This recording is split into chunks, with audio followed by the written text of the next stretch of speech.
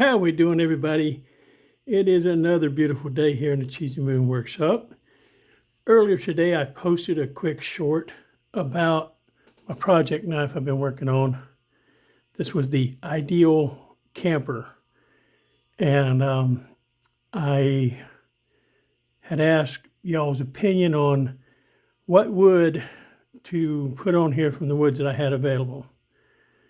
And it was like 1 through 6 or whatever. I did find out what some of the woods were. The first one, which everybody overwhelmingly chose, was the end grain of a slab of zebra wood. And the end grain was fairly fragile because it was just end grain. The second wood, I believe, was the one I picked, was called Wenge, W-E-N-G-E, commonly used for dark hardwood floors. It's available at Woodcraft and Rockler and tons of other woodworking supply places. It is an exotic wood and therefore not super cheap, but not all that expensive. And it's very, very hard wood. But here's where I'm at so far with this knife. Wanted to share this with y'all. This is Wenge on either side with a piece of zebra wood insert in there. Here's the other side. And unfortunately, the two stripes, this side is larger in width than the other side. But that was because this piece broke and I had to sand it down, and consequently it was shorter. But I worked very hard to line up the grains in the two different pieces of wood on both sides. And see if I can get up close here and focus.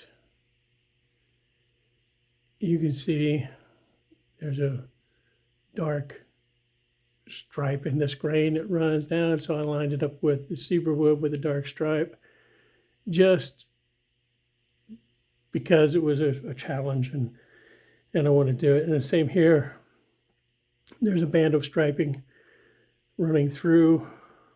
I hope it's coming up on camera.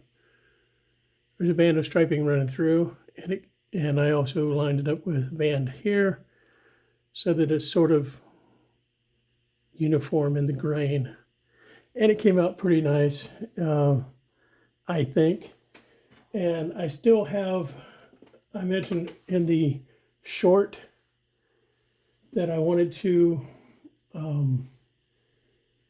do a 1000 grit sanding on this, but I really don't think I'm going to go that far with it.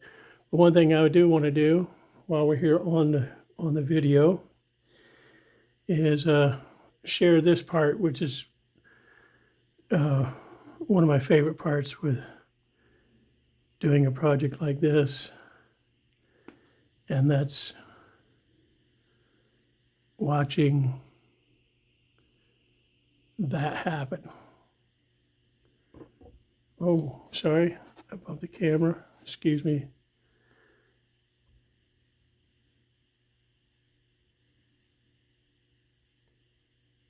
Isn't that gorgeous?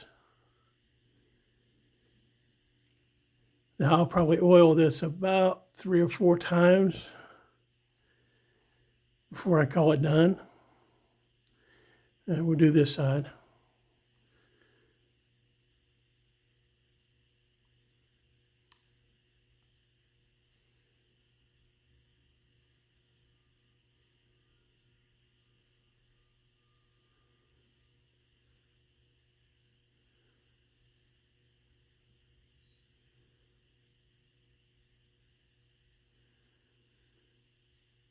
But again, I'll probably let this soak in. It is a very hard wood, so it's not going to drink a lot of the oil. But I'll do that probably another 3 or 4 times. And then I'll hit it with some wax and put a coat of wax on it. But that wood, that Wingay, and it's again available everywhere. Very hard to work with. I started cutting it and had to change out for a brand new fresh blade because it started smoking like crazy. If the blade's even remotely dull, it's not going to cut this wood. But there you go. Wingay zebra wood, cut the shape, applied with a little bit of epoxy. And I got the edge, not to cut. This was really bent up and scarred up, and I flattened it out. It is.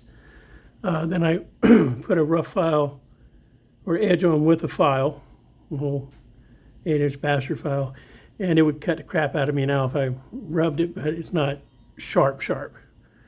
But I'm gonna get the blade cleaned up, and I'm gonna locate the little badge that said camper, and I don't know if I'm gonna be able to put it back on this knife because this wood is just so hard.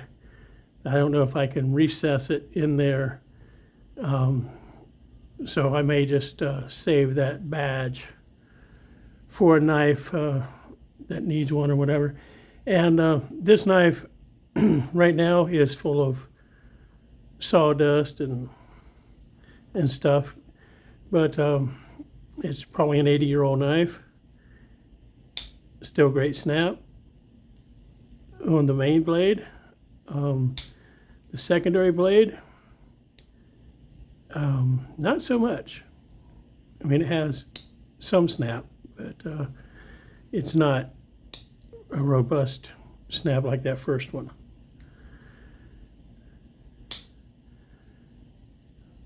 Yeah, that will, between soaking in and rubbing off of my fingers.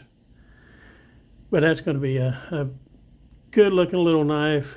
And again, it's nothing fancy. But for me, you develop a relationship with a knife, you know, and someday down the road, one of my grandchildren or great-grandchildren, someone will look at this knife and go, wow, look at that pretty knife. And they'll be able to brag and say, yeah, my grandpa made that. Or, you know, my dad made that. And that's a lot of fun. And I just left a woodcraft store where I got this wood.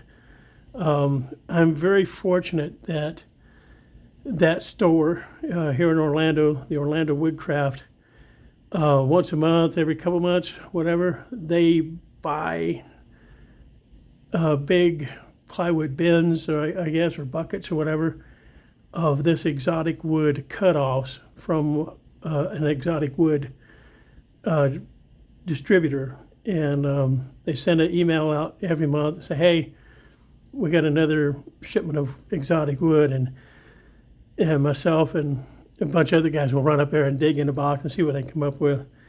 And it's a very inexpensive way to pick up small pieces of wood that can be used. Excuse my squeaking chair. I was looking for some wood, but I kind of already showed it. I've got some purple heart that I'm going to be using. It has like a purple color to it, but as it oxidizes, it changes to brownish colors or whatever. But it's still pretty neat. But even if you don't have a store that does that, some of this exotic wood, I mean, you could spend $20 on a piece of wood and you can do 8 or 10 knives for that $20. You know, a knife this size. Some of my newer viewers are on here. They might not be woodworkers or knife makers, knife guys, but for just a few bucks, you can buy a knife blank at Rocklear or Woodcraft. Amazon sells them. You know, it's $4.40 or less steel. It's not the greatest steel in the world, but it's not bad. And you can buy that blank. There's all kinds. There's folders and fixed blades, boot knives, Bowie knives, $20 to $30 price range, and you can even buy a $400 blank of Damascus or whatever if you want to spend that kind of money. But you can just grab a piece of plywood, a piece of pine, whatever, pallet wood. A lot of pallets are made of hardwoods, and they're not very pretty until you sand them down, and suddenly you realize you've got a great piece of wood there, and you can just put some scales on with pins or glue or whatever, and before you know it, you've just made a knife, and it's something you can be proud of and show off to your friends and say, yeah, I did that. And the neat thing about working with wood, and you make a set of wood scales, if you don't like it, tear it off and do it again. Until practice, buy an inexpensive knife, and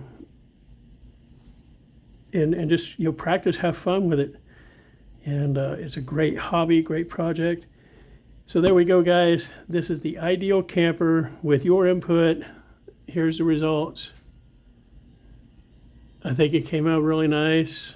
The scale started out about a 1/4 inch thick, sanding them down literally with an angle grinder with a flap wheel to take and hog that wood off, and I got it relatively flat, and then I used my 8-inch bastard file, which is typically for metal, but I like how smooth the wood comes out using that sand. It doesn't leave the gouges and lines and grooves that sandpaper does, and I used that to flatten the scales so they weren't rounded.